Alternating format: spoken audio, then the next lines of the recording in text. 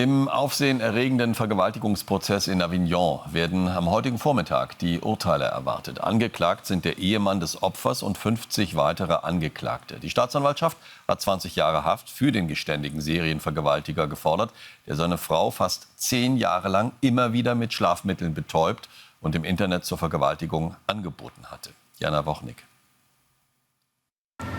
Es ist ein aufsehenerregender Prozess in Avignon. Vor Gericht der Ehemann, der seine bewusstlose Frau zum Sex angeboten hat, und Dutzende Männer, die das ausnutzten und angeblich nichts bemerkten.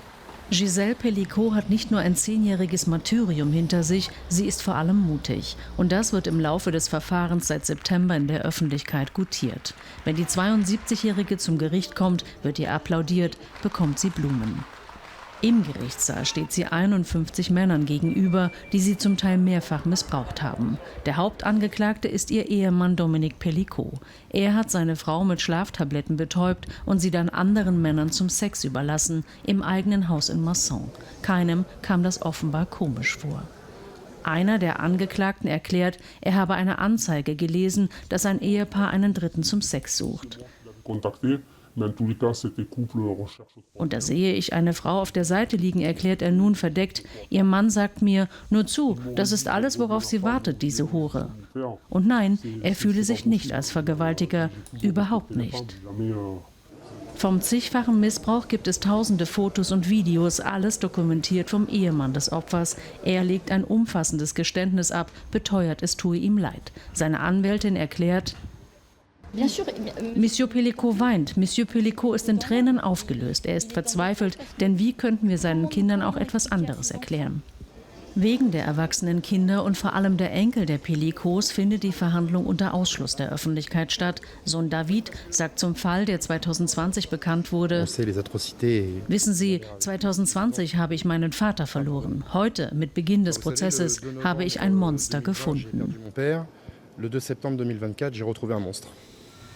Nur ein Teil der Mitangeklagten bekannte sich schuldig und entschuldigte sich. Andere gaben vor, sie glaubten, die Frau wisse, was sie tue, und beriefen sich auf das Sexangebot des Ehemanns. Mit Beginn des Prozesses streitet Frankreich um die Selbstbestimmung von Frauen und ihrem Nein oder Ja zum Sex. Muss eine Frau zustimmen oder verneinen? Wann ist es Vergewaltigung? Diese Debatte und millionenfache Solidarität mit Opfern hat Gisèle Pelicot mit dem Verfahren gegen ihre Peiniger angestoßen. Max Hermes, der hat den Prozess beobachtet. Eine Einschätzung zu den heute erwarteten Urteilen aus Avignon. Es ist ein Prozess von unglaublicher Abscheulichkeit, der jetzt aber einem breiten Publikum zugänglich gemacht wurde.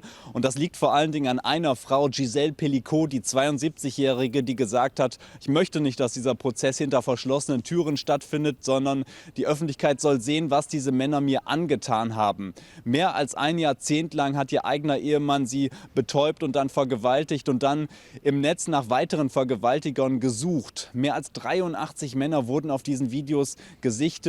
50 neben dem Ehemann konnten identifiziert werden. Sie stehen hier ebenfalls vor Gericht und erwarten ihr Urteil. Der Ehemann 20 Jahre, das fordert die Staatsanwaltschaft, soll er hinter Gittern. Er hatte noch versucht, sich in den letzten Worten zu entschuldigen bei seiner Familie, bei den 3 Kindern und bei Gisèle Pelicot. Eben das war dann sein Versuch, sicherlich auch mit einer milderen Strafe noch einmal davonzukommen.